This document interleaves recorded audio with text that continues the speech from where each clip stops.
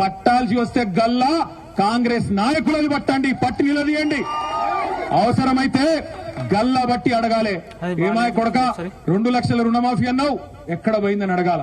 ఇవాళ ఇద్దరు ఆడబిడ్డలు జర్నలిస్టులు ఏం తప్పు చేసిండ్రు? వాళ్ళు ఏమన్నారు? వాళ్ళు రేవంత్ రెడ్డిని ఏమన్నా బూతులు తిట్టినరా? నీ లెక్క లాగుల తొండలు ఇడిచి పెడతామన్నారా? ఏమన్నారా? నీ లెక్క అడ్డమైన భాష మాట్లాడినరా? ఏం చేసిండ్రు పాపం? ఒక అమ్మాయి విజయారెడ్డి అనే జర్నలిస్టు, ఇంకొక అమ్మాయి సరిత అనే ఆడబిడ్డ, ఇద్దరు సీదా కొండారెడ్డి పల్లెకు పోయినరు. కొండారెడ్డి పల్లెలో నిజంగా రుణమాఫీ జరిగిందా లేదా ఇది తెలుసుకుంటందుకు పోయినరు. తెలుసుకుంటందుకు పోతే అక్కడ ఉండే కొంతమంది కాంగ్రెస్ గుండాలు వాళ్ళ మీద దాడి చేసి ఆడపిల్లలను కూడా చూడకుండా వాళ్ళను బురదలు నూకేసి వాళ్ళను కొట్టి ఇక రకరకాలుగా అసభ్యంగా ప్రవర్తించి కొండారెడ్డి పల్లెలో 2 ఆడబిడ్డలకు అవమానం చేసిండు.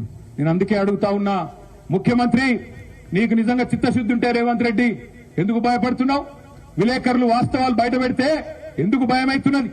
రుణమాఫీ చేసిన మాట వాస్తవమే అయితే, రుణమాఫీ నువ్వు 100% చేసిన ముచ్చట నిజమైతే ఎందుకు కొండారెడ్డి పల్లెలో నీ ఇంటి ముంగట, నువ్వు పుట్టిన ఇంటి ముంగట 2 ఆడబిడ్డలను అవమానం చేసినావని చెప్పి నేను అడుగుతా ఉన్నా. నేను అందుకే సబితక్క చెప్పిన దాంతో పూర్తిగా ఏకీభవిస్తా ఉన్నా. మనందరం రేపటి నుంచి చేయవలసింది ఒకటే, ఇడిచిపెట్టొద్దు. మనం వెంట ఓడవలసింది వ్యవసాయ అధికారులు కాదు, రెవెన్యూ అధికారులు కాదు, బ్యాంక్ అధికారులు కాదు. వాళ్ళతో మనకు పంచాయతీ లేదు. మీ ఊళ్ళో ఉండే కాంగ్రెస్ లీడర్ ఎవడైతే ఉంటాడో వాణ్ణి పట్టుకోండి. ఏమాయ కొడక ఎక్కడ పోయింది నీ రుణమాఫీ అడగండి. ఇక్కడ పార్టీ మారిన ఎమ్మెల్యే ఉన్నాడు, ఆయనను అడగండి. ఏం చూసిపోయినావు? ఎందుకు పోయినావు?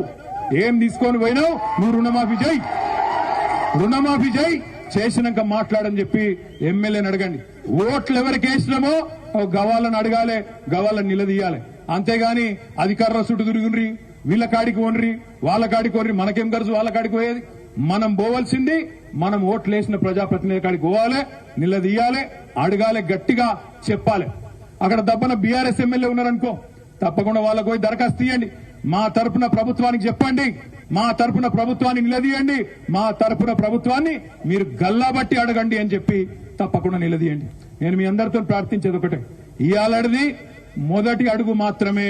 రుణమాఫీ జరిగేదాకా ప్రతి ఊళ్ళో చేవెల్లో ఒకటే కాదు, రాష్ట్ర వ్యాప్తంగా రుణమాఫీ జరిగేదాకా 2 లక్షల రూపాయలు మీరు ఏదైతే మాట ఇచ్చిండ్రో